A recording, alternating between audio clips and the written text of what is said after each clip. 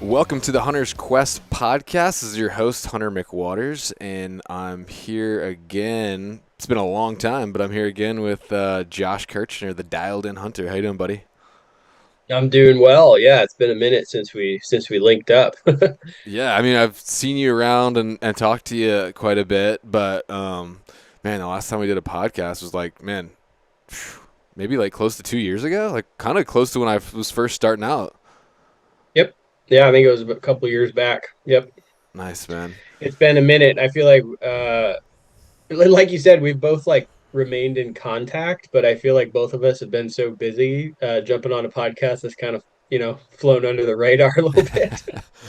Yeah, and I don't have a ton of return guests, but as I'm kind of getting to know folks a little better and stuff, and I don't know, I just figured, we talked, like I said, we talked a few times lately, so I just figured it'd be cool to jump on another one, man. So thanks for coming on. Yeah, sure thing. Yeah. Thanks for having me. Yeah, man. So we were just talking about, you just got back from vacation. Where'd you guys go on vacation? Oh, we went to San Diego. Oh, nice. Went and did the like San Diego Zoo and Oh, cool. SeaWorld and the beach and everything like that. And the kiddo had a blast, and Oh, it yeah. was a nice break away from the everyday hustle, Oh, So yeah.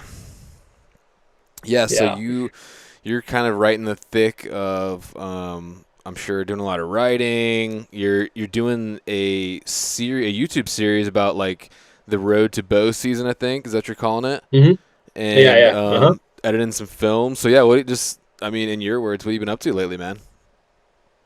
I have bet yeah, just all of the above, man. I feel like I oftentimes wish there was like 29, 30 hours in the day because I feel like there's just not enough time to do Oh, everything I that I know. want to do. But yeah, no, I got been working on films, trying to do the YouTube thing. Road to Bow season has got a really great response, which has been pretty cool. Like it's not like if you've watched any of my films, like I definitely try to err on the side of quality, and trying to tell a story. And the Road to Mm-hmm. Bow season is just like super raw, man. It's just nothing fancy. It's just Yeah. me showing you all these things that I'm doing before archery season, from just practicing at the archery range to maybe I have an issue with my bow and I need to take it into the pro shop and I'm going to walk you through that and just all Yeah. that stuff that I do that really goes unnoticed. Like there's so many things behind the scenes that people don't Mm-hmm. realize, Yep. and they just see a hunting film at the end of everything. I know, man. I'm with you there um, too. I'm freaking tinkering with muzzle loaders. I was testing a pack raft in my pool last week. Just like so much stuff, man. And like I want to. I always feel like, oh man, I should like document this, but it's just then everything takes twice as long, and it's like I need to sight in this muzzleloader. I don't really want to make a video about it. You know what I mean? It's like so sometimes yeah, you just got to do stuff, but it's really cool when you can kind of let people in behind the scenes too, because there is a lot that goes into it. I mean, and it's amazing that we get to do this stuff for work, right? Like I get to go to the rifle range and like I'm working right now. Like I got an right. e-scout, and that's like I have to do that. Like it almost seems like you're not working sometimes, but if you don't do that stuff, you won't have the film at the end. Yeah, no, for sure. There's a lot of moving parts to everything. And I mean, just like hunting in general, not even talking about the filming thing is a whole nother layer Mm-hmm. I don't want to say crap, but kind of, you know. But just talking about hunting, if you like really are, in the pool of like you want to try to be successful almost every time you go out, there's a lot Oh that you yeah. need to do, man, in order to try to button that stuff up because in the field, there's only so much you can control. So, Mm-hmm. all the stuff that you can control, I think it's super important to try to take advantage of that stuff and not be in the field and be like, you know what? I should have went to the range that one last time, Yeah. or practice this one thing or gotten this, spend a little bit extra money to get this part that I needed, just like Mm-hmm. all of that stuff. Like, don't go into the field with any open, like any chinks in the chain. And I Absolutely. think at that point, you're doing everything you can, right? Yeah. So. Yeah, I mean, if you go out there and you give it your all and you don't fill a tag, that's one thing. That's hunting. That happens. But if you go out there and it's your fault because you let your equipment go to crap or you weren't didn't Hmm. have your fitness dial, what I mean, like if it's something you can control, you should definitely do that. 100%. Yeah. Yeah. There's the fitness thing is interesting. Like that's kind of been like a constant journey for me, and there's so many different levels of extremes that people will go to, Mm-hmm. right? Like you've got the people that are running every single day, you know what I mean, marathons, and then the guys that are really into lifting and everything like that. And I Yeah. used to drink the Kool-Aid on all of that. And I mean, I still kind of do. I like working out. It's another one of my passions, but at the end of the day, nowadays, because time is so limited, I find myself, okay, what do I need to do that is going to benefit me the most for hunting? Yeah. Right, and just for overall well-being, right, and like what do I enjoy to do, so for me, I haven't been to a gym in years. Mm-hmm. Kind of just stopped going to the gym. I nowadays I'm doing a lot of trail running, Mm-hmm. because I enjoy it and I think it translates really well to the mountains, right? Like Oh what yeah. better way to prepare for hiking up and down mountains than running up and down mountains, right? Yeah. And Yeah. You then just can't replicate like no. you can get close, but you cannot replicate just rucking up a hill in the gym. I mean, you can't. No, yeah, like the Stairmaster is great and everything, but like then you're not dealing with uneven ground, that Mm-hmm. rock that rolls when you step on it, just like all that stuff, the heat, the cold, everything, Yep. there's so many variables. So like just throwing on a pack with weight on it and hiking up and down a mountain is pretty valuable. Oh yeah. So that's what I find myself doing because it's the most efficient way for me to stay, in shape for the things that I love to do. Yeah. Same with me. Like I, it's been a journey with me too. I used to be really overweight and like in terrible shape.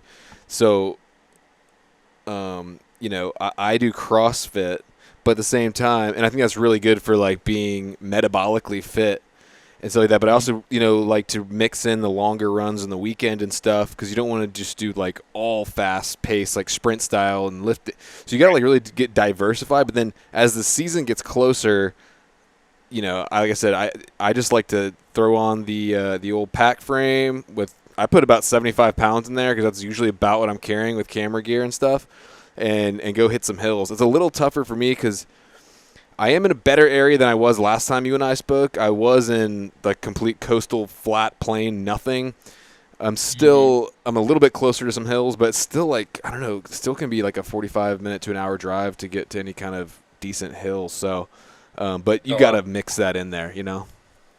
Oh yeah, yeah, you got to, man. A lot of people get, I was speaking to a friend of mine. He does like some like targeted personal training type stuff for backcountry hunters, Mm-hmm. and he was telling me, I was like, just kind of drilling him a little bit, like, well, what about uh like the lifting weights thing, like bench pressing and everything like that? Is that he's like, well, uh when do you see yourself just like pushing yourself up off the ground?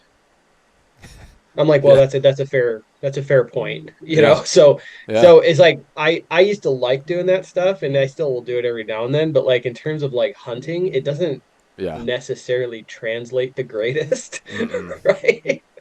No. So it's not and some of this stuff, I find myself doing old guy workouts too, man. You get older and you find yourself you learn about your body a little bit. I'll go in my backyard and I have a pull-up bar and I'll hang and just like Hang. my Okay. back will pop, Ah. dude. And like that has helped a lot with just like pain, and mobility. Mm. Doing these like workouts that are not AKA flashy. Right. They don't get a lot of press. Like yoga, you did yoga a lot with my wife and stuff, Yeah. like doing stuff like that. Mobility's Super huge. benefit. Oh, it's dude, yeah, super beneficial, man. Especially, you know, uh I mean, people might argue with me on this, but like I truly believe that yoga is massively beneficial for spot and stock bow hunting. Like Dude. Yeah. I slow. Sorry, go ahead. Yeah, go ahead, go ahead. Okay, I was gonna say I was out in your neck of the woods a couple years ago in Arizona, and I was doing that archery hunt, and yeah, that exact same thing came into play. Mobility, and I was with Brian, and he was telling me like, you look like an old man when you're stalking because you do have to be able to like get low, and if your back is super tight, it does make it harder, and I've even seen like like footage of myself like stalking, and I'm like, wow, I look like an old man. Like I can barely bend over. But yeah, the mobility is Mhm. a overlooked piece that is really big. Yeah, I was stalking this really big mule deer buck probably 10 years ago, and just stalking along. He was with we have the benefit of hunting the rut here with our Hmm. bows in Arizona, and he was with a bunch of does down in this bottom, and I was kind of trying to sneak up over the edge to see down in the bottom, and I'm sneaking along, and just like almost in slow motion, I just started falling over because I didn't have the balance, Yeah, you know? And like of course I fall over, and then all the deer just run out of there. It was just, yeah, everything was up after that, and it was just like yeah. a funny lesson to be like, you know what? I like doing some of the it may not be like sexy to do these workouts, Right, but it pays off, for sure. like doing stuff like planking and just like crawling, like that type of stuff Hmm. that really translates really well, like your balance like a Bosu ball and everything like that's going to help you. Yeah, So yeah, I just get a chuckle out of that. That buck is still in my mind, yeah. And that's for stotting me away from me. because he fell over. Yeah, and for me, like I don't know, it's weird because I used to be, like I said, I already said it, but like I used to be like, I mean, if like technically by the numbers, I was obese, and Uh-huh. so I don't know if it's because of that or just my body type, but I can gain weight insanely easy. Like I can put on like 5 to 7 pounds in like a weekend. Like if Yeah. I'm not like active every day and like pretty careful about what I'm eating, I start gaining. Like it just comes on really fast. So being that I was there at one point and like not wanting to get back to that point, I got to be really just careful with it. And I'm just kind of an all or nothing type person, so it's like, Yeah. if I'm gonna exercise at all, I'm gonna go pretty hard. But there's a balance there too, because you can also hurt yourself. Yes, which is another reason I kind of got away from like the weights and like squat. I know like squatting and deadlifting are like beneficial for you, like your chain of mobility and stuff, but like Hmm. I kept getting hurt, man. And I'm like, what am I Yeah, doing? yeah, Like there's better ways that I can like exercise my yeah. legs and my back and Or you're stuff. trying to like So hit a PR or like outlift the guy next to you in the gym, and like that's great if you want to be a CrossFit athlete or if that's, but if you're training to go in the mountains, um, you can't hurt yourself. I mean, that's no, I'm paranoid about it. Like I'm like almost like maniacal, dude. Like almost to the point where like the week before hunting, I won't work out yeah, because I don't want anything to happen. yeah. Like, I'm a little bit. I need to like check myself a little bit on that because and I'm starting to get older too. Like my wrist is starting to get a little funky. Like I don't know. dude, I know it. Like and it gets it gets scary, man. You get older, Mm-hmm. and you feel like a pain you didn't feel before, or Yeah, experience something like that, and it kind of checks you, yeah. you know, and you're Even just like, sitting here man. editing for like 8 hours straight, your wrist like being like this for Uh-huh. that long. I'm gonna get one of Yep. those vertical mouses. I was at a buddy's house earlier and he had one, and it's way more natural. Have you seen those? No, I have no idea It's what you're talking about. literally That sounds it's called a amazing. vertical mouse. It's literally it's set up like so you can just have your hand like this, No and way. it's way better. That's awesome. Yeah. That sounds sweet, man.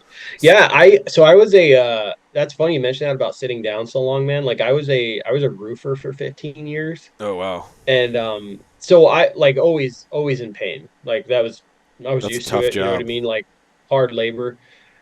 When I stopped doing that though, I was like, "Oh sweet, I'm not going to be sore anymore," you know? that was not right. Because now I sit a lot Yeah. and I'm like, I'm not doing, why am I sore? I'm not doing anything, Mm-hmm. and but it's because it's Because you're like the not doing complete anything.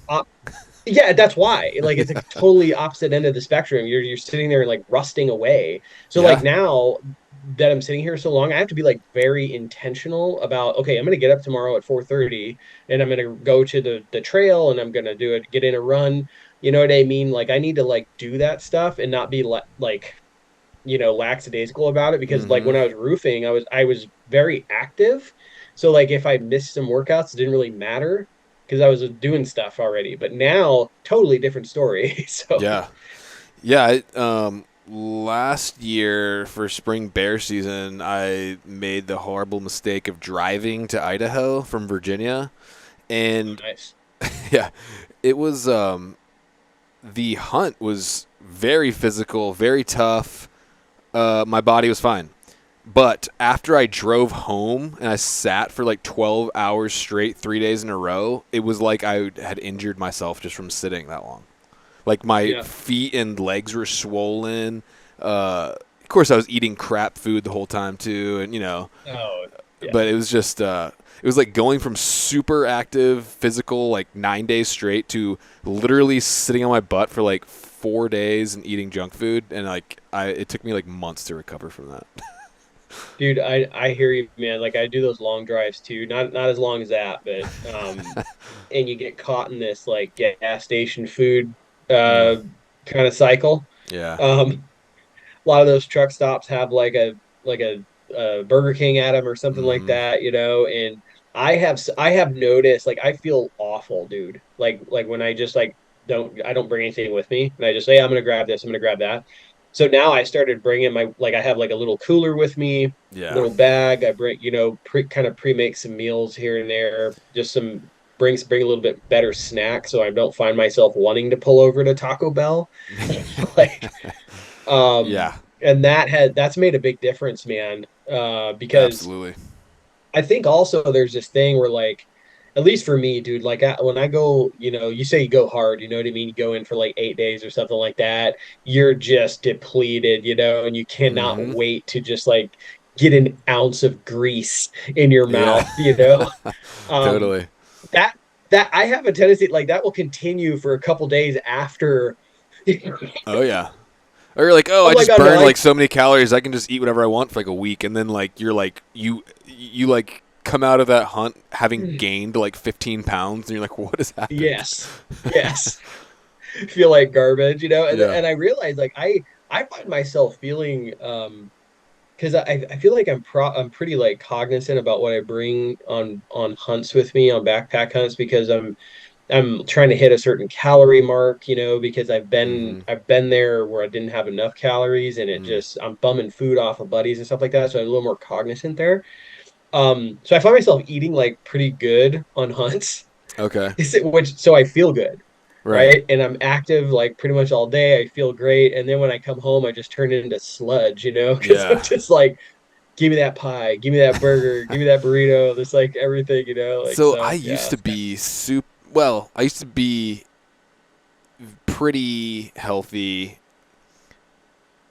I guess more and more so lately. I've been kind of sneaking in like a Snickers here and there, and like the backcountry sure, sure. food, and like Oh yeah, there's definitely a balance there. Like I went on a I went on a hunt this year. My camera guy was, he's like 20, 22 or 23 or something, and he literally ate like a case. I'm not kidding.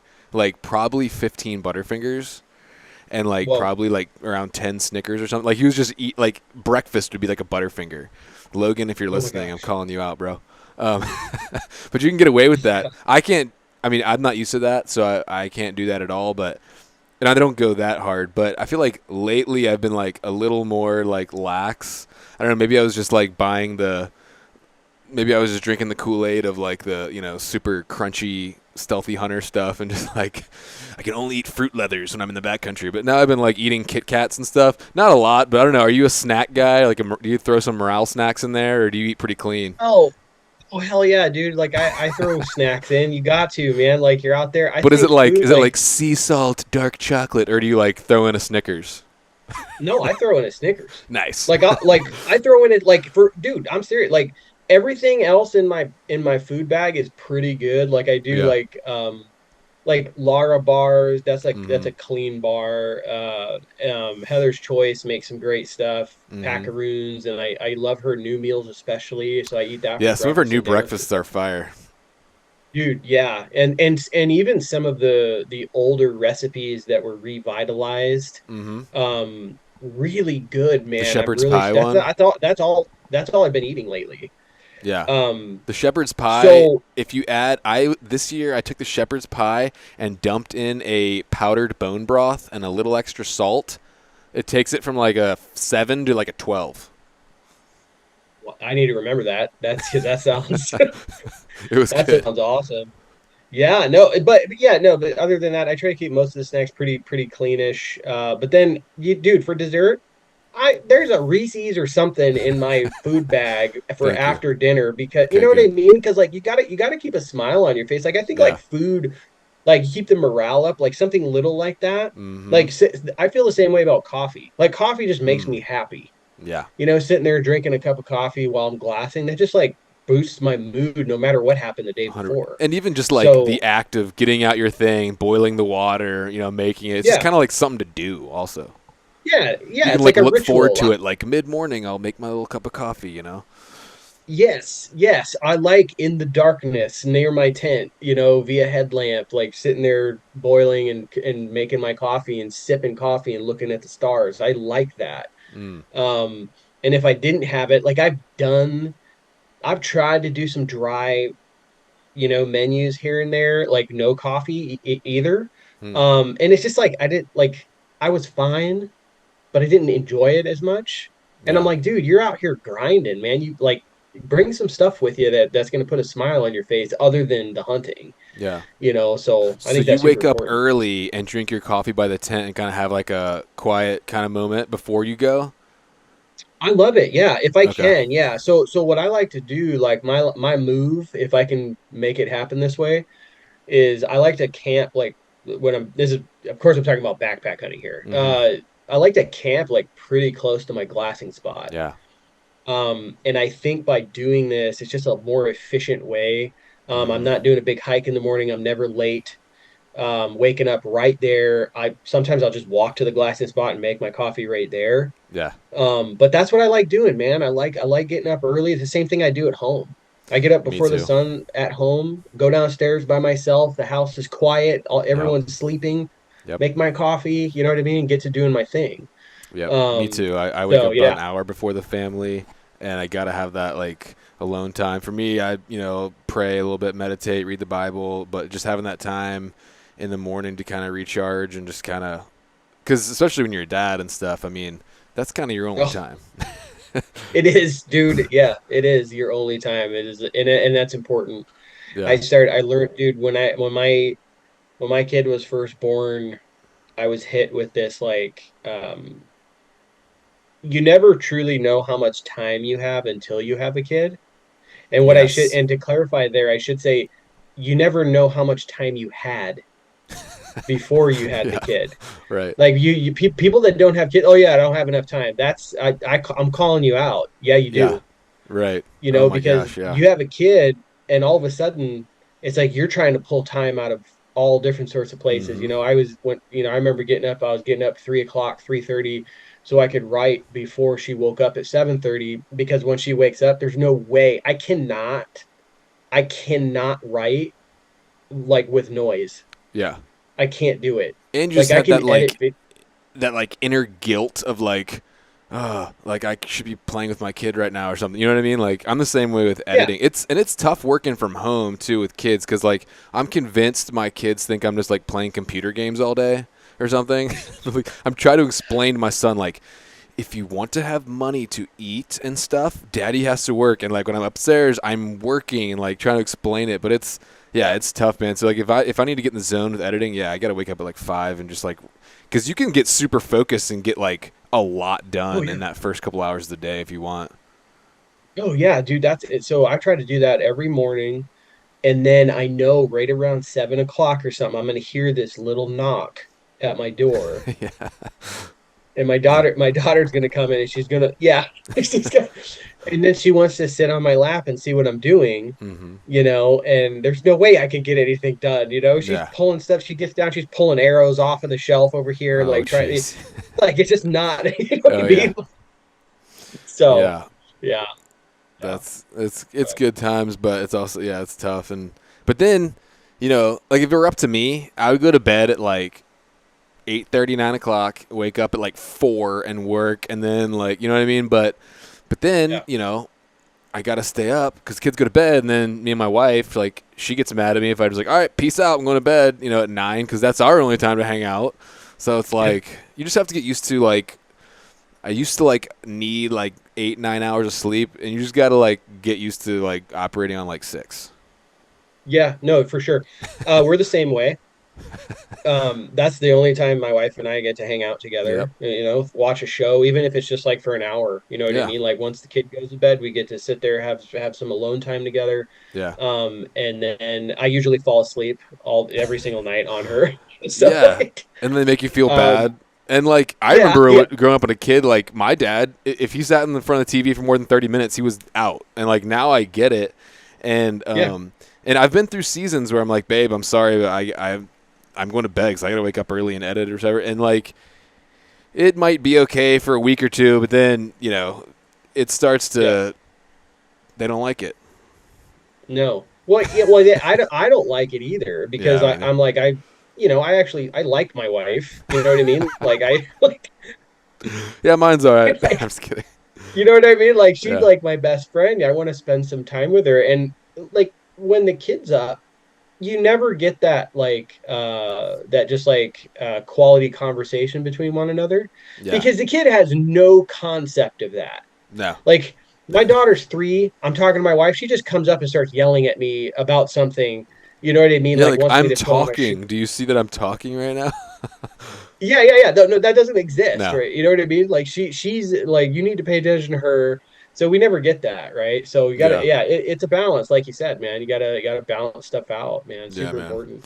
So how's your road to bow hunting stuff been performing? Because you know, different. I guess different people have different like kind of niches. I guess like I remember having this conversation with Dan Staten, and he's like, he's like, I like making hunt films, but spend all this money, make this awesome hunt film, it'll get X amount of views, and then I'll do like a 3-minute tinkering on a bow sight or something, and that gets like Mhm. 10 times as many views. Have you Yeah. seen people been responding well to that stuff, or have you still see your films getting more traction? So that is a very interesting question, because most of the people um, that I've talked to say what you just said. They say that, yeah, the very raw, just kind of like working on your bow or your rifle or whatever like that, that usually performs well. I think it's a recipe that makes some of these things perform well. I think your thumbnail is very influential on if Yeah, somebody clicks on your video. it is. So Dan, for instance, like Dan has gotten really good at that. Like he makes some Oh yeah. pretty clicky thumbnails, Mm-hmm. and but for me personally, to not get off on a total tangent, for me personally, like that stuff performs well, but in all honesty, like the 2 videos I have on my YouTube that have done the absolute best are hunting films. Mm-hmm. And I don't know. I don't know if it's maybe I'm not good at doing the tinkering videos, Yeah. Which or two what. hunts are they? Uh Is one of so them the uh Idaho mule deer rifle hunt from last year? Yeah, it's yeah. a good one. And then the other one is called Absolute, and that's an early archery mule deer hunt in Utah that I did I watched that solo. one too. Yeah. Yeah, those 2 are the like have performed the best out of anything. And like, but in terms of like if I just like wipe the slate and just like took those away, um those gear videos usually do pretty well over time for me. Yeah. Like it might not blow up overnight, but like I'll go and check it like 6 months later and I go, oh wow, like Yeah. because I think it matters on when it comes out too, right? Because like there's Oh certain yeah. times of year that people are searching for backpack hunting tents, Mm-hmm. right? Like maybe when you came out with that, there wasn't a lot of people looking for that. But Yeah. then all of a sudden, you know what I mean? And I think that's what did so well for those two films is because I was able to really put a lot of time into those and put them out in a timely manner. Like that, Yeah. both of those came out during those seasons. So Yes. people were looking for those Yeah. hunts, right? They Mm-hmm. were like, that's what they were into. They wanted to watch that stuff. Where right now I'm sitting on a bear film from Idaho that I can't release until September 1. There's some stuff in there that's not out yet, so I need to kind of keep that under wraps until the stuff is out. And I'm really curious to see how it performs Oh yeah. because it's going to come out not during the springtime, right? Right. And I cannot bring myself to wait a year. I know, dude. It's so tough because so I'm this season going, as you know, kind of a different route with the instead of YouTube, I'm putting stuff on TV, and I have to Yeah. like submit my run order like months ago. And yeah, it's like this whole like math equation of like when are people going to want to watch this, and like so like my Mhm. my mule deer hunt from November, that's not going to air till end of October, November of like this coming fall, and it's like so hard to wait on that stuff. And I will Yeah. release stuff, digitally down the road, but the timing is very important because, like you said, the people want to, people are gearing up to go hunt mule deer. They want to watch mule deer. I'm the same way. I'm exact like if I got a hunt coming up somewhere, I want to watch someone hunting in that type of terrain and that species and stuff. So Right. it's interesting, and timing is Yeah, huge.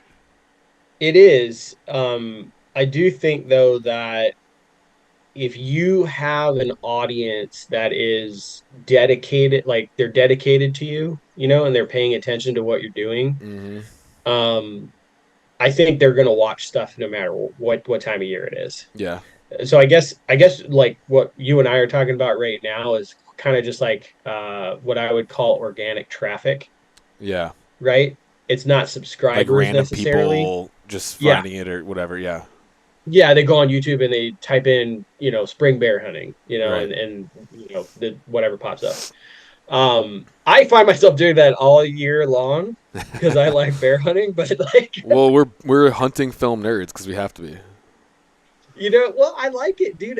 I like seeing stuff like that. I enjoy like there's some people like I've got some friends that make hunting films and they abstain from watching other people's content because they don't want to influence Hmm. them at all in what they're creating.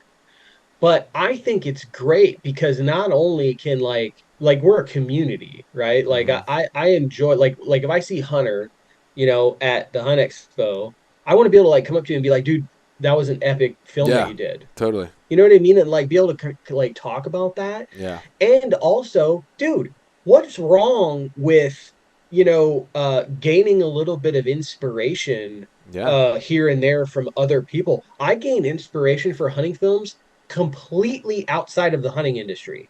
That's Like good. completely. Like it might Yeah. be in like I watch a ton of like Peter McKinnon and Matty Yeah. Composure and stuff like that. Like getting idea like skateboarding films and just like Totally. all that stuff, like getting ideas for like transition shots or angles or stuff like that, Yeah. like that's only stuff that you're gonna see. It keeps your juices flowing, I think, when you're watching stuff like that.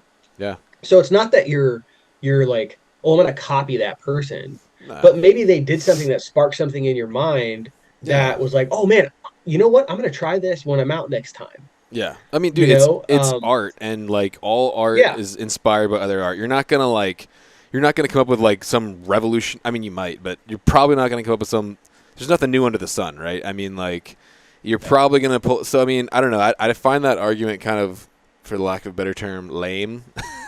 Because like Sure, it's like sure. a musician, like, oh, I don't listen to music. I mean, I don't know. I think it's for me. I like to look at a film, like break it down, like what makes this, like what, how did he? Because I'm a student of it. I'm trying to get better, and Yeah. um, like I just finished my spring bear rough cut, and I think it's one of the best ones I've ever put together. And I didn't even kill a bear, and that's That's just awesome, dude. because I've been studying it and practicing it, and like, I want to get better at it, about telling the story, and I don't know. I think it's cool. Yeah, dude, there's all sort, and that's the other thing is like storytelling, right? Like getting ideas, like maybe you get, it doesn't have to be like some camera angle that you get inspired by. It could be the way someone told a story, Exactly. you know? Yeah. And I think there's value there, like because in the hunting industry, like I think people know this, but like the hunting industry is generally like years and years behind everything else. Mm. So like so injecting some like tricks or and stuff like that from other avenues usually is pretty fresh, man. Yeah. You know? And dude, just I'm gonna be totally honest with you. There's a lot of crap too. Oh yeah, dude, yeah, There's a for sure, for lot of sure. crap that's like, I can't even watch this right now. Like, what is this? And then there's some amazing stuff that I'm like, wow, that's good. Dude, did you watch, speaking of amazing stuff, I don't even care. This is like total free plug here for the people that made this. Have you watched Sitka's new film on I think it's called How Far We've Come? Oh, with the father and daughter. Yeah, Yeah, yeah, I did watch that. dude, Dude, they were, epic. yeah, yeah, that was good. That was That was good. epic, dude. And of course, like Adam Foss is behind the camera. Yeah, Always does an incredible yeah, work. But Foss like is great. that's what I'm talking about. That's what I'm talking about. That's a really well done film. Yeah, and like And they missed the kill shot, which usually I'd be like, but like it was so character driven, it didn't even matter. Now yeah. I will say this, and I want to get your thoughts on this. I think in that film they didn't get the kill shot because it just happened that way, and the ram was super close. That's what I think happened. Mhm. But I Okay. do think that there are some companies, content creators, whatever, who, and I get it to some extent, but like want to minimize the Hmm. killing part. And I Hmm. get that in certain circumstances. I'm not, whatever, but I just don't want to see it like a slippery slope of like we're sterilizing it. Like Hmm. it's, like at the end of the day, we are going out to kill an animal. And like I Yep. don't hide from that. Like it's Sure. also a style thing. Like I put like slow mo zoomed in replays of kill shots. Like I like them. Yeah. I'm not shy about it. And some people are like, I feel like sometimes it's kind of creatively hidden to like where it seems like maybe, but I think a lot of times it's very intentional. And I Hmm. get that some shows have wanted to, market themselves to non-hunters to be more palatable to Hmm. non-hunters, and there is a place for that, and that's Sure. okay. And I'm not like saying like, oh, whatever, but at the same time, like I just don't want to see us as an industry shying away from like showing the kill, because I think that's a dangerous slippery slope to, you know, 30 years from now we're just going out and doing hiking films. Yeah, for sure. That's interesting that that was your perspective on that. My perspective on that film is they did that on purpose. Okay. That's Which, it, but if I they didn't have did it. do that on purpose, I'm not a fan of that personally, but I that's just me. Yeah, no, that's fine. I didn't have a problem with it, you know. But now that hearing your perspective, I'm like, oh wow, if the Ram was at 20 yards or whatever, maybe Adam didn't have time. He couldn't turn I around. think she said like he was at 17 yards or something.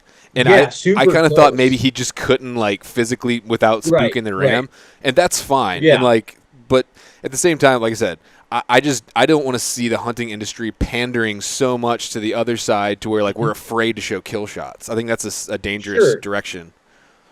Absolutely. I think I like them too. I do, man. Like I think it's like this moment of reflection, especially you make a good shot. You like it's like, oh man, you like that moment right there. Hmm.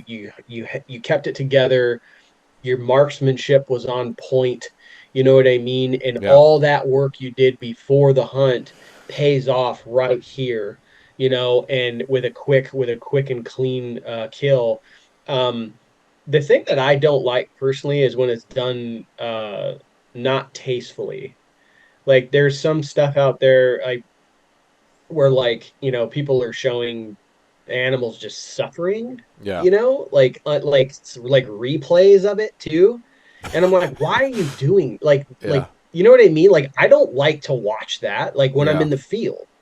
If I make like a bad shot or something like that and I have to watch something, I don't like that. I'm gonna go over there and try to put another bullet or arrow in them Sure. instead of sitting there like, oh, let me get the, Yeah. so but yeah, no, I agree with you, but then I also like I get it to a point. Yeah. I think we need to be careful, Hunter. You know what I mean? Like this stuff is no matter if somebody's doing it on purpose or not, like you're painting a picture for hunters. And like if one person sees, this person really focusing on like this bear or deer or whatever, sitting there flopping around suffering, Sure. Yeah. that doesn't paint a good picture for you. No. And yeah, And I, it I doesn't think paint a good picture for me.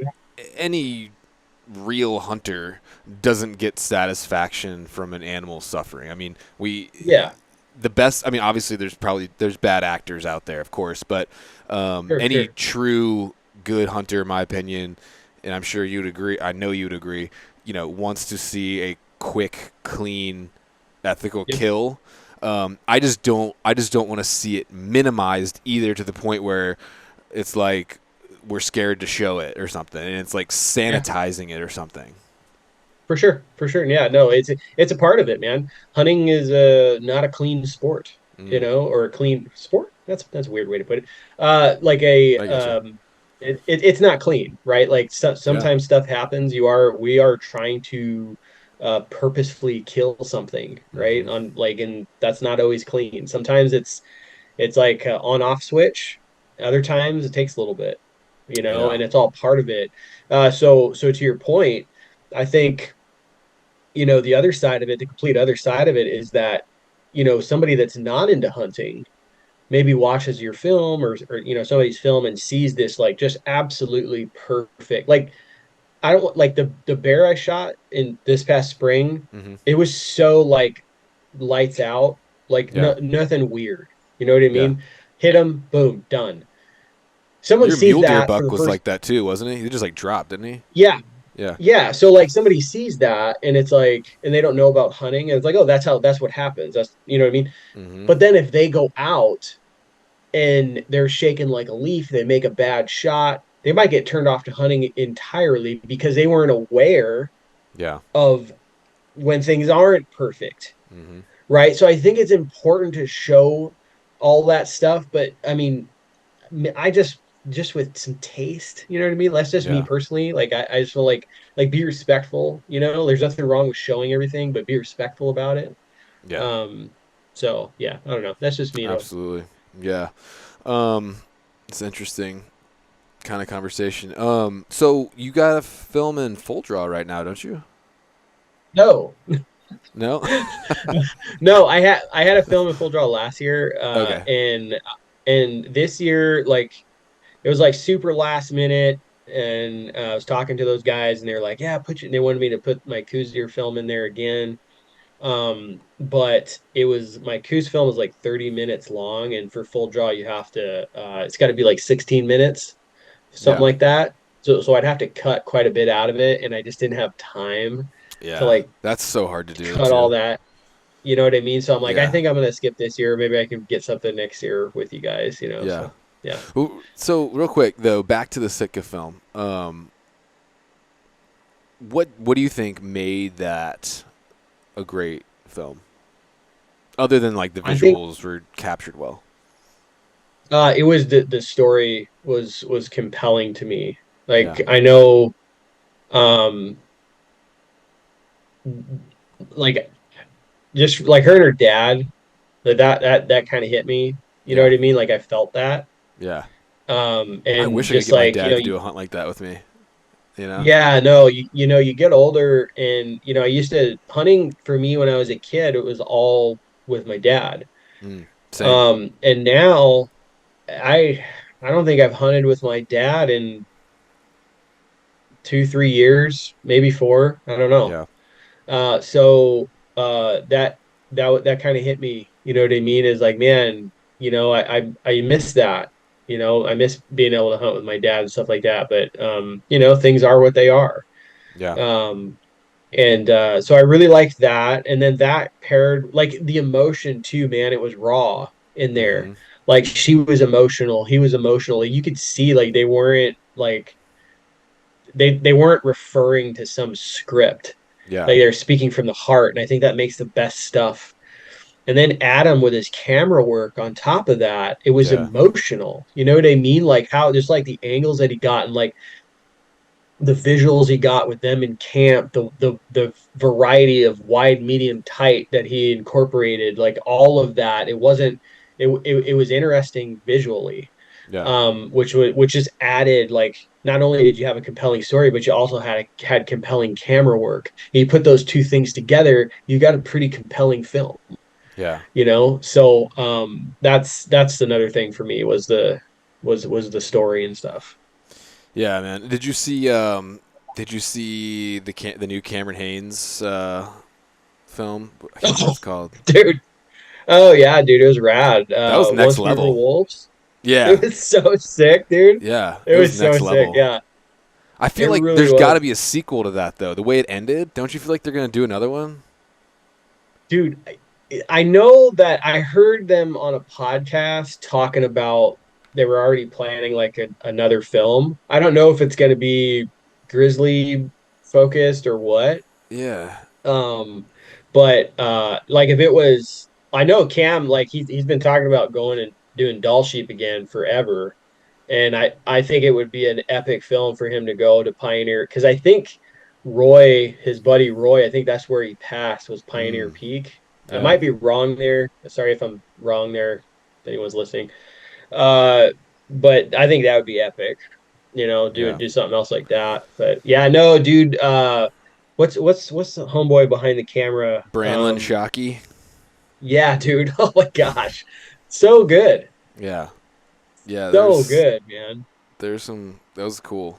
I watched that with Luke. Do you know Luke Dusenberry? I don't know. I've never met Luke. Okay. I know who Luke is, but we've never spoke before, I don't think. Yeah. We watched it together after our bear hunt. I don't know. I like guys like him. And then Brian Call too. Like he's very much a student. Like it's very interesting talking to him about hunt films and stuff because he watches everything and he really Hmm. breaks it down and really thinks about it and analyzes it and like. I kind of was in that camp before of like not watching a lot of stuff, but then kind of listening to him talk about it and realizing like, hey, this is how you get better at watch stuff, Yeah. you analyze it, and now I really love it. So, but yeah, speaking of bear season, you had a pretty good one, huh? Yeah. Yeah. It sounded like it was a little better than yours. Yeah, I said the other day on a podcast that I threw a Hail Mary and called you like, dude, trying to get some help Yeah. because yeah, we Yeah. just hit roadblock after. I mean, literally, we hit a lot of closed roads. We hit. Hmm. I think I told you I almost drowned going across a river on a pack raft, and Luke was like, Yeah. Yeah. "I don't think it's worth it, man." So that was like one of three crossings. So we went somewhere else, and then just challenge after challenge after challenge, and the biggest mistake I think we made was the first area we went to. It was very good. I found it just by e-scouting. It was very good Hmm. country, but I think we were a little late in there because of the Okay. elevation. There was no water up high. The snow line was a couple thousand feet above where we were, and Okay. but still, that was the only place we saw a bear the entire time. And stupid Hmm. us, we left a spot we saw a bear to go find Hmm. bears, and then it just set us off on Yeah. this like downward spiral of misery. Yeah. The bear thing is hard, man. A lot of people, they just move around too much from what I, have gathered. And bear hunting is one of those things. While you're not dealing with herds of bears, Right. right? Like there's not, you know what I mean? Like you might be sitting on a hillside, then like, oh, 20 elk pop out. That's not going to happen with black bears. Right. Okay. Like you're dealing with a lot less animals. So it takes, if you think about it, it takes a lot more time Mm-hmm. to actually see one. If one is hanging out, a couple of them are hanging out in a basin or a canyon, this big black animal or whatever, like it might sound like they'll pop like a sore thumb, but I promise you those animals can disappear Dude, very easily. they can. Um, and that's how it always goes is you're sitting there and maybe 4 hours goes by and then all of a sudden down below you, one is just standing there. And you didn't even need your binoculars to see him. He pops just like you thought, but he was down below you the entire time and Yeah. you didn't know it. That's the thing with bear hunting. Like it's like 90% just boredom and 10% chaos, you know? Yeah. Um, and and a lot of people, like you don't get a lot of visual and positive reinforcement when you're looking for black bears, Yeah. especially like and same thing with sign. You walk around the hills, you find deer and elk sign all over the place. Black bear sign though, a little harder to come by. Mm-hmm. Dude, I nerd out, man. I find a pile of bear scat. I'm like down there rooting around in it with a stick and stuff like that, like taking pictures of it and Yeah. just like I find like bear tracks. I absolutely love finding bear tracks and stuff. But that stuff is a lot harder to find. So, which leads people down these paths of nothing Yeah. because they never give an area time to work. Mm-hmm. Um, and the hard part about in the springtime is that one could pop out at any time during the day. Yeah. Yeah. So you really have to like look at an area and be like, okay, does this check all the boxes of what a bear needs? Mm-hmm. Right? Am I looking in the right area from where I'm standing? And what I mean by that is like, am I looking at the green hillsides? Is there grass? Is there water Yeah. down beneath me somewhere? Where's the snow line out? Just like you were saying. Have I seen any bear sign? Have I hunted this before and seen bears here before during this time of year? All this stuff comes into play, and I think that all helps you decide like whether you should stay in an area or not. With bear hunting, I think it's a good idea. Like if you haven't seen anything in an hour, maybe move and change angles a little bit. But honestly, I'll sit and I'll usually in Idaho, like I'll sit in one spot all day. Yeah. Like literally, but that's because I know I have history with that spot, Right. You know that it right? holds So them. yeah, exactly. Yeah. So if you're new to a spot, I think an hour is like a good play. Hmm. Like hour move. Even if you moving means you're looking at the same country from a different angle, Yeah. right? Because there's a lot of little folds and stuff like that that those bears can disappear in. Yeah. I think. Could be just like right over a ridge from you, and you didn't know. Yeah. I think the other thing that I realized after the fact, because I'm always analyzing like what I did wrong, what I may have done differently next time. I feel like I may have like fallen back too much on my like whitetail hunting routes where it's like get to a spot and stay there until you see Hmm. something. Hmm. And like you just said, I mean, you're talking about moving. So it's, and I'm always trying to figure out how to be a better Western hunter. It's such a different thing. And I think it's a combination of kind of falling back on that kind of mentality Hmm. and also, be honest, call myself out here a little bit of laziness. Okay. It's easy to get it there on because we found a really good glassy knob, Hmm. and we sat there for a day and a half, and that was kind of what we do. Whereas if I'm doing it again, maybe sit there half the day and then just not Yeah. like completely move spots, but like Sure. go down and go up one more ridge and look over on that side, Yeah. or don't move camp the next day and go a different side of the unit, hike Hmm. 2 miles down and look in there. Like it was like, okay, I've been sitting here for a day and a half, I haven't seen anything. We got to completely move everything and go to a different spot. And so Yeah. Yeah. that's where I think another way that I kind of screwed up. Yeah, I mean that area you sent me, I mean there was a lot of country in there. Yeah. You And know what I that was mean? my There's no original way. plan was go in a couple miles If it wasn't happening, go in a little deeper and keep Yep. working down that drainage. And that would have been probably a really good plan, but I just abandoned it too quickly, I think. And we, instead of making small, like micro moves, we made like a cross the state move, which was dumb. Yeah.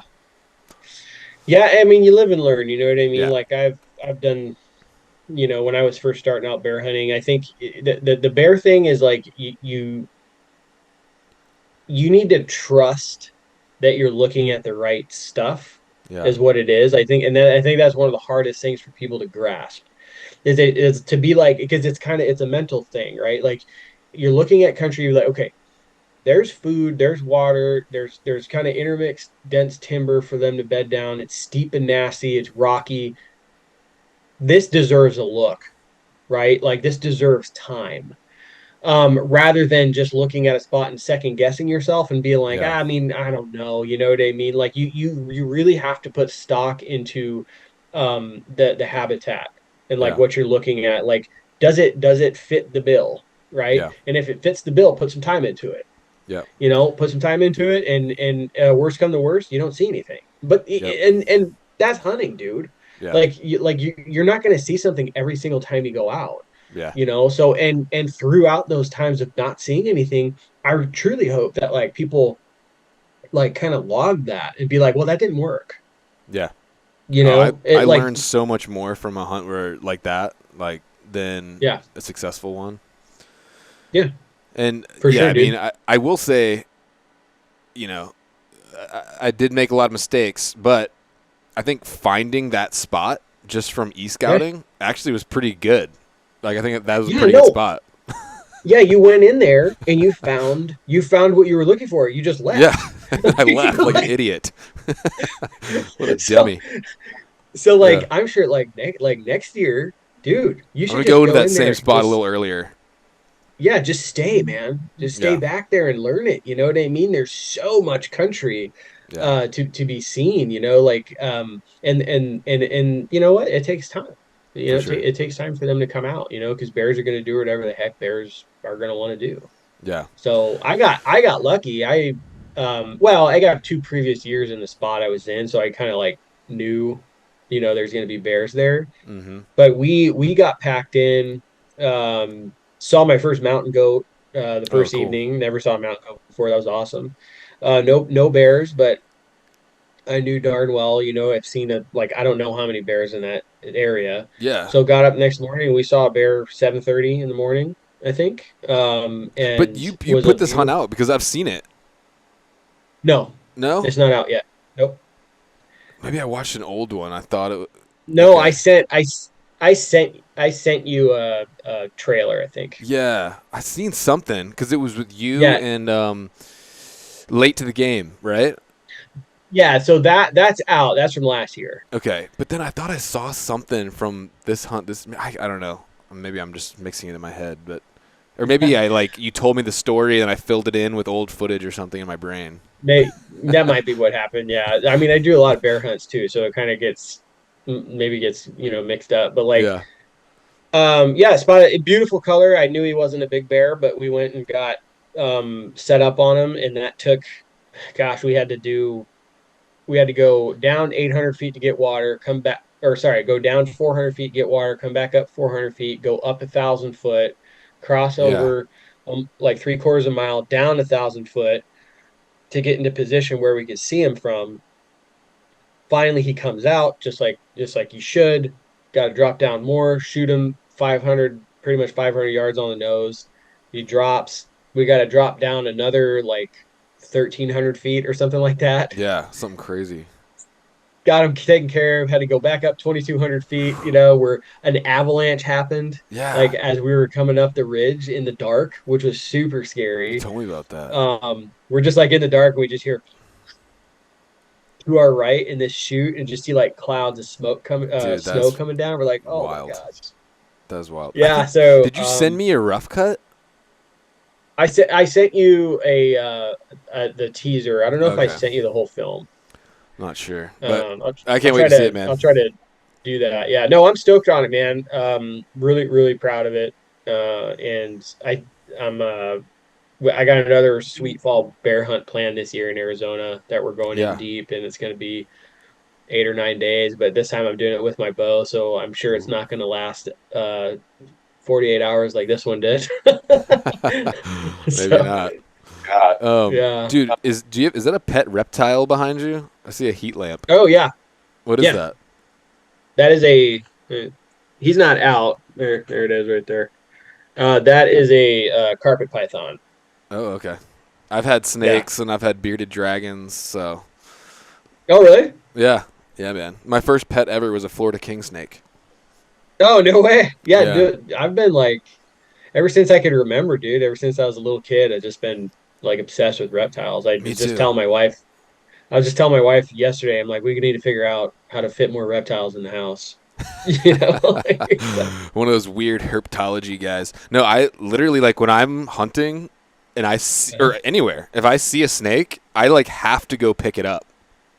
I don't know why. yeah, Like I have yeah. to. No, yeah. We used to go in long time ago. We would drive roads here in the desert Yeah. at like real late at night, and the snakes will come out on the blacktop, and we'd catch them and take pictures of rattlesnakes and all sorts of Oh stuff, wow. that we'd Yeah, find out on the blacktop. you're in the best like snake catching place ever, or like one of them. Yeah, yeah, yeah. They're here. They're here So for here's sure. my since you're here's my coos deer from this year. Oh, sweet, dude. He's Heck not bad, yeah, huh? that's a great buck. Yeah, it's a great buck. The other dudes shot like freaking giants and were like making me feel like a dork for shooting this thing, but I was like, he's not bad. No, that's a great buck, man. So what hunts you got lined up for this year? So I have hanging out at home until August, and I have a early season high country mule deer hunt in Utah. Ooh. Gonna go do that same hunt I did in Absolute, that film I mentioned, Mm-hmm. going back to the same area. And then a week later, I leave for another high country mule deer hunt. I drew a Colorado tag. Oh, cool. Uh, yeah, so I'm psyched to go there. That's where I killed, like years ago, I killed my first high country buck there. So I'm getting to go back to the same spot and kind of Have you checked your revisit mail that. today? No. Because my Colorado tag came in the mail today, but I'm Oh, returning really? it. I'm returning it though. Oh, really? My bear tag showed up yesterday. My Oh, okay. Colorado bear tag.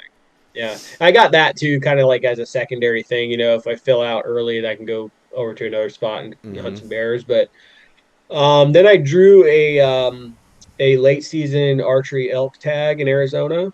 Oh, cool. So pumped for that. Good year to have an elk tag because our moisture has been just off the charts here.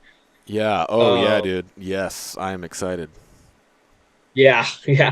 It's been yeah. You too. You got New Mexico, right? I drew. Yeah, I Yeah, drew a. I've been talking about it a lot, but yeah, I drew a really good muzzleloader tag in New Mexico, which yeah, crazily will be my first time ever hunting elk, and it's like this yeah. insanely good tag. Yeah, I mean, you're just gonna Wild. get like a big false perception I of know. what elk hunting is. And that's We get so spoiled. And then immediately after that hunt, I'm driving to Montana and doing general rifle elk in Montana. So that'll be a little more like normal, I feel like. yeah, there you go. Yeah. Yeah, and then so October, yeah, I skipped out October. I'm doing a big backpack hunt for bears with my bow, and then January will be coos deer like Nice. usual. Yeah, So, man. That's what about awesome. you? So yeah, I got I'm going to Alaska at the end of August to try Yep. to kill a caribou. That's gonna be a cool. We're going up a river and then we're gonna hunt and then float out. And then we got that. And then I'm not doing anything in the month of September, which feels really weird.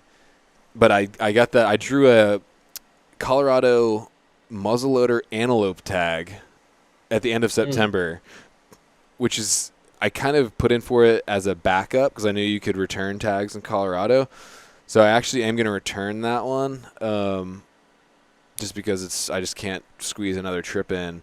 But then I got these two elk tags kind of back to back in October. So I'm doing a little mini elk tour, I'm calling it. I'm going there you to go. do that in New Mexico. It's only a 5-day season. And then as soon as I'm done with that, drive up to Montana, hunt that, and then so that'll be like a longer trip, but it'll save me kind of going back and forth.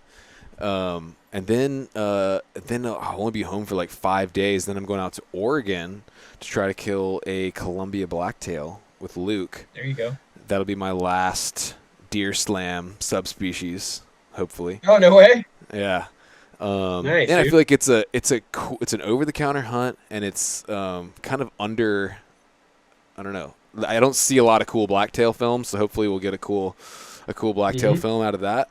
And I think they're just beautiful deer. And then nothing until I'm gonna go to West Texas and try to kill an aoudad right after the expo. So I'm gonna go to the expo and then drive down Yeah. to Texas and try to shoot an aoudad, and then I'll do spring bear Cool. again, and hopefully it won't kick my butt quite as bad. But have you ever done?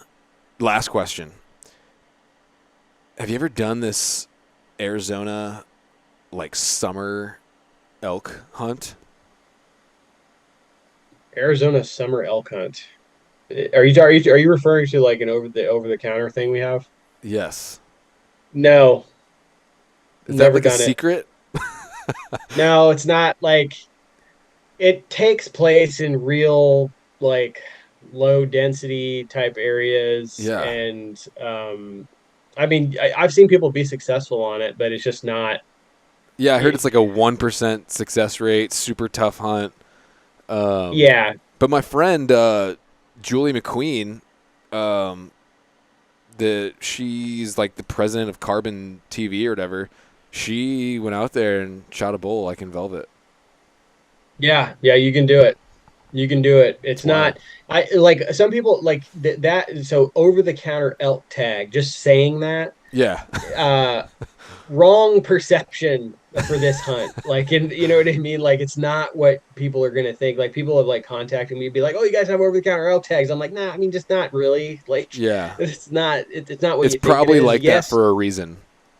yes, you can absolutely if you want to pay the money to come out here and do that, go ahead. But it's like low density areas. It's usually, if I'm not mistaken, they're usually near cities. Hmm. So they're more like they're just trying to like get elk out of certain areas, I think, from what I understand. Interesting. Um, yeah, but I mean, I like I said, I've known people that's been successful on it, but like there's guides, like you can get a hold of an outfitter and they have 100% success rate on that hunt. Yeah. So it's just like a knowing where that small amount of elk is, Yeah. and you can go and do that. But it's not like, oh, I'm doing Right. over Right. the Right. counter elk. It's not. It's And plus, that's you got to not. hunt the desert in like July, so that can't. That's just awful. Yeah. Yeah. I've done a fair amount of tromping around in August because we have an early season deer hunt which overlaps with it kind of runs in tandem with our fall bear hunt. Which is also fall turkey is there like an over the counter turkey thing is going on at that time Mm-hmm. too. So it's a super hot time of year, man. You know what I mean? Like spending the long Yeah. days out there. I mean, 16 hours sitting there on a glassing knob from sun up, sundown, getting chewed on by mosquitoes. Like Yeah. it can be brutal. It can also be really nice, Yeah. if you get some monsoon storms. But yeah, it's rough, man. Yeah. I saw my friend doing that. And I was like, that's crazy. But then I reached out to somebody and they like kind of filled me in like how hard it is and how low the success rates are and stuff. But anyway, man. Yeah. Well, this has been a really fun conversation. I enjoyed talking to you again. Yeah, man. So where can people go if they don't already know, which they probably do, but if they want to check out some of your films, what's the best way to find you? Yeah, if they want to check out films, just go to YouTube, search Dialed In Hunter, and you'll find my channel and all my stuff will pop up. Nice. I'm on all the social platforms if people want to get a hold of me and chat. I like chatting with people. Just search Dialed In Hunter. And then I wrote a book a couple of years back. If people want to check it out, it's Mm-hmm. called Becoming a Backpack Hunter, and that's on Amazon. If you want to check that out. Nice. Yeah. Cool, man. Well, and yeah, you can probably see some of Josh's articles. We're all over the place. Magazines, Go Hunt, like all over the place, Yeah, huh? yeah, I try to get around, man. I've been doing a lot of writing for Gear Junkie, Onyx Maps. I've been contributing to them quite a bit. And then write for EXO. Yeah. contribute to their journal and stuff. Yeah, and then a Nice. couple magazines here and there. Which reminds me, Dylan told me to tell you hi. Dylan, Dowson. why do I? Oh, I know too many, dude. Like my phone has like 4 or 5 Dylans in it, Oh, does it? and and they all like they all spell their name like it's like slightly different. You know what I mean? Like this Yeah. one is DYL, and then this one's Yeah. DIL, and then this one's DILLIN, and then this one's ON. And like, gosh, dude, Oh yeah. Is it? Dylan in my phone is Dylan Onyx Dowson. Yeah. And your buddy Flint Media, he's Dylan too, right? Yes, Yeah. That's what I thought. yeah, So yeah. that is confusing. But So yeah. yeah, man. Cool, man. Well, yeah, it was good talking to you, dude. Enjoyed it. Yeah, yeah. Let's catch up after season. I'm looking forward to hearing about your elk tour. Yeah. Yeah, man. Let's do it. Yeah, cool, All man. right, buddy.